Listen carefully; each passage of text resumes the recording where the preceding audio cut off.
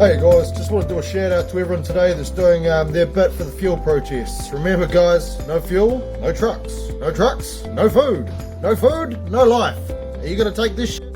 I'm not. Keep it up, New Zealand. Yeah, down at the domain, just at the bottom of the museum side.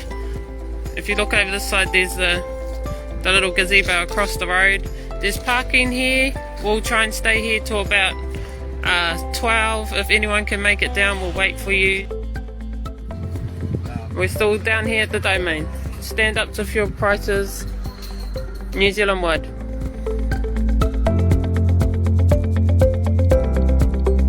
Here's our convoy leader.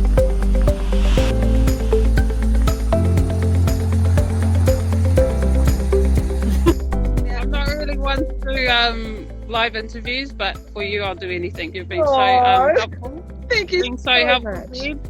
And you've done a lot of work for, you know, everything that's going on around our nation. So yeah, I'm really honoured to be on this live with you. Thank you.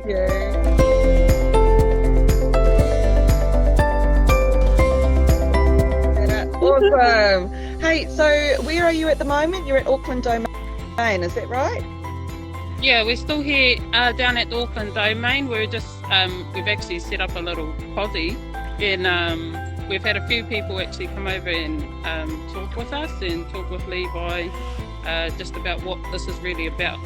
You know, the stand up to fuel prices is only surface level exposure of what's really going on. So it really just pinpoints back to Marsden Point oil refinery. So this is the information we're trying to get out there to the people so that they know the truth of what's really happening. Yes, there doesn't seem to be many people who are aware of the exact ramifications of closing down this refinery. What is one of the most prudent things you believe is going to come out of this refinery closure? Well, we're already seeing the repercussions of it, and what people don't realise is the three big oil companies, BP, Z and Mobil, own the most shares in that refinery, and they were pretty much behind the closure. So wow. In that regard, in my own personal opinion, I feel like our government could have stepped in, but they didn't. And now we are at the mercy of these three big oil companies, and they're pretty much controlling our fuel. So the price hikes, you know, we can't do anything about it as a nation because we're at their mercy. I've heard a few things on mainstream media about this being something to do with Ukraine. How is it to do with Ukraine? Personally, I don't know the answer to that information. I can tell you that it has nothing to do with the Ukraine war. That is something that they've just made up, in my opinion. I'd like to see facts behind that. We do have a lot of people working in the background that do have factual evidence and information. This is the first leg of our New Zealand awareness tour to wake our country up to all the corruption and the deep state and what they've been doing here and in the rest of the world. We will see you soon, New Zealand. Hey, I'm Nick. Look at a trumpet. We got this. We are one. We are all united. We stand as one. Hi, how are you? Nice to meet you. Nice to meet you. Your name is? We're live here. This is Jackie. She's come to support. Woohoo! See? Now this is guys what I need for my car in New Plymouth, guys. If someone in New Plymouth can jack that up, I want to drive around like that. Alright guys, we'll head off now. We're going to head for a quick takeaway coffee and head on to New Plymouth. Love a lot guys. Operation Good Oil crew here too, in support of Camp Sour.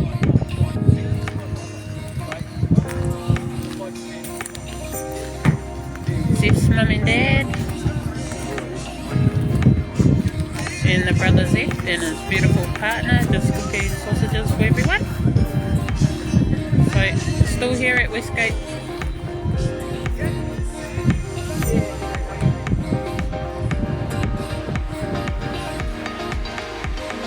Kia ora, Woken people. I'm here in Wellington, Kelburn. We are about to get started on our convoy to live in, with the conclusion of our meeting.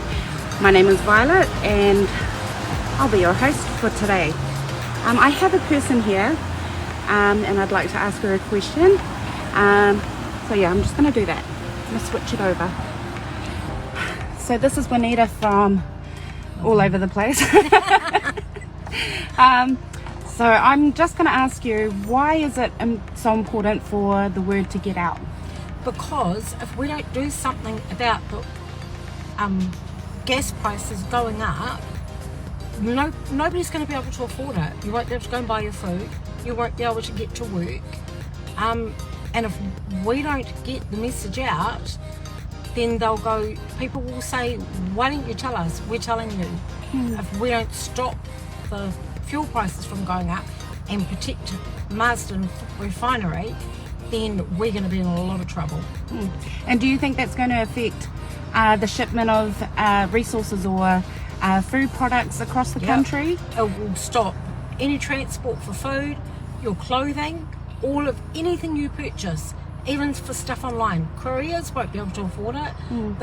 The petrol prices will go so high that the companies won't be able to add that cost onto delivering what you want, and you won't be able to get it. I agree. And it will give the government more control. If you want to give them more control. Absolutely. Okay, so it looks like we're heading out. So thank you so much for taking some time to speak with us. I'm going to switch off so I can get in my car. We're good to go, guys. And we are definitely good to go. Thank you. Bye.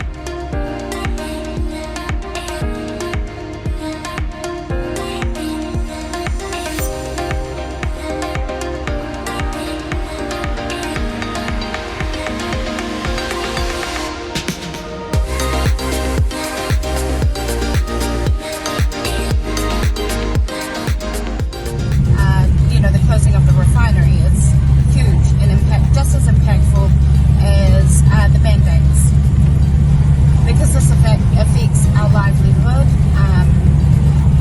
the way we live.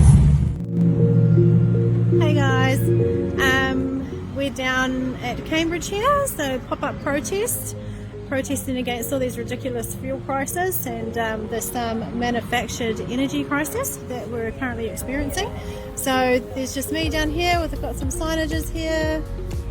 So yeah, and there's a few people here. I've got some few supporters here, which is great, and there's a few more to come down. But we're getting a pretty good response here, so that's really awesome. But we'll be here till 3, so if you want to pop down, say hi, get some toots and waves in, that'd be fantastic. Alright. What do you think about these fuel costs? What do you think of the petrol costs? You think they suck? Do you think they suck? Yeah? Yeah, you love it, you reckon. Kia ora everybody. Hello, this is Harry Jones going live for Mana News Live. We're at the Auckland Domain for the Say No to Fuel Prices protests and convoy. We'll be heading to Westgate at 1 PM for car meet, and then up to the Marsden Point refinery. Crucial part of New Zealand's infrastructure. Just going to turn around the camera and have some words from Levi and some of the people here. Also live with Zeb Jackson live, so crossing live. Good morning, Auckland Domain. Here we go. Well, good afternoon, I should say. It was a lovely morning, but the rain's coming for the Arvo. You might see our sign over here. It says, no fuel, no food. The reason why it says that is because if we do not have fuel to power our farmers, they can't plant their crops. If we do not have fuel for our farmers to harvest, they cannot harvest their crops. And let's say they do get the fuel that is needed to plant and harvest their crops. If we do not have the fuel to transport that food, what point is it? Now people might think, what the heck is this nutcase talking about? I'll tell you what I'm talking about. I'm talking about the closure of New Zealand's only oil refinery. Marsden Point Oil Refinery, which was built in New Zealand in the 60s, was was conceived and built by our government in conjunction with oil companies. Now, the reason why they built that refinery was to protect us from global oil shocks. At the moment, we have a narrative on the mainstream news and from our politicians which says that there is a global oil crisis. Well, we're here to tell you that that is not true. There is no global oil crisis, but there is a global oil refining crisis. These same companies who are making money hand over fist have been busy in the last 2 or 3 years closing refineries down all over the world. And then the politicians have the nerve to turn around and tell us that there is an oil shortage. No, it's not an oil shortage.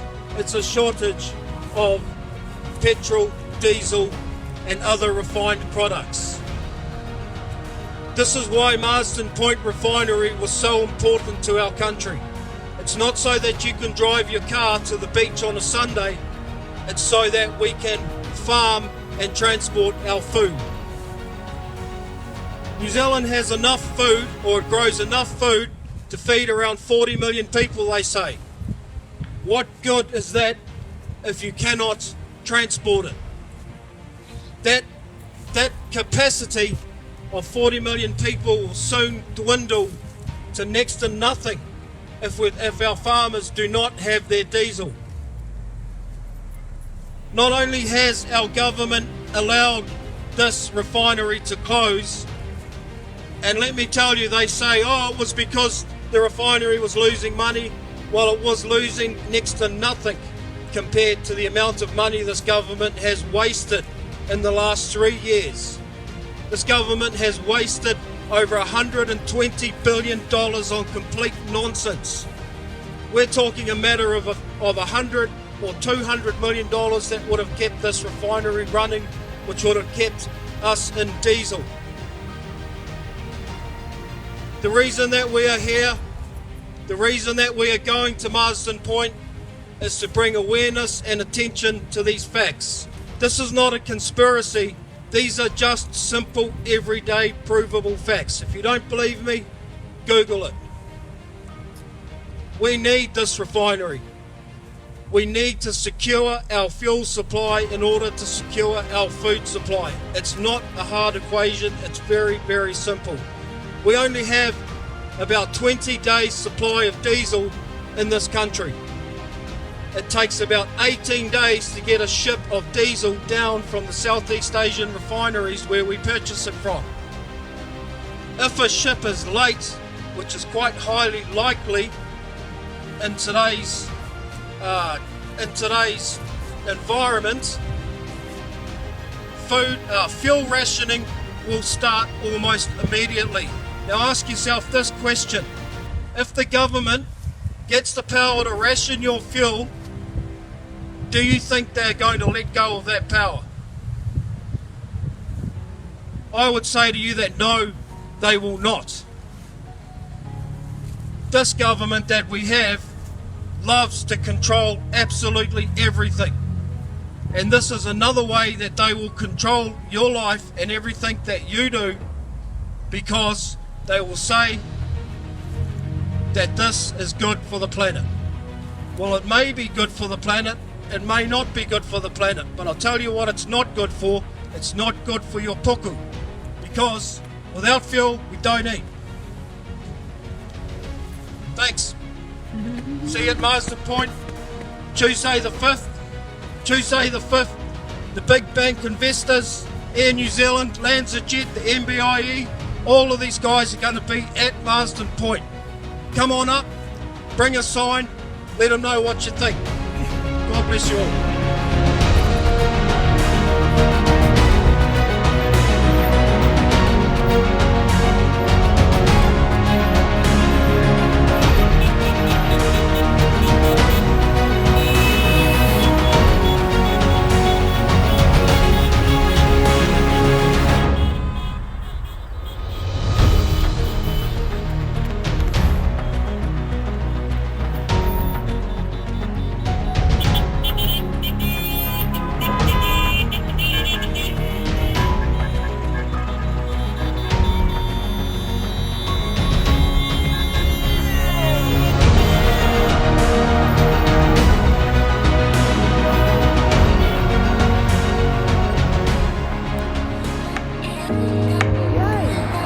what we need to do, guys. You know, just let the universe guide us with, you know, awareness. There's no need to yell, scream, slam things in people's faces. You know, it's freedom to choose. Yeah, just waving and smiling, guys, at people, you know. Hi, Bradley. How are you, mate? Great idea. Awareness, great. See, good thinking by these lovely people here. 16th of September, so that's probably the day that I saw the article, okay. And the article did what it was supposed to do, because I rang her up immediately and said, I want to come out to your business and support you in what you're doing. How's that?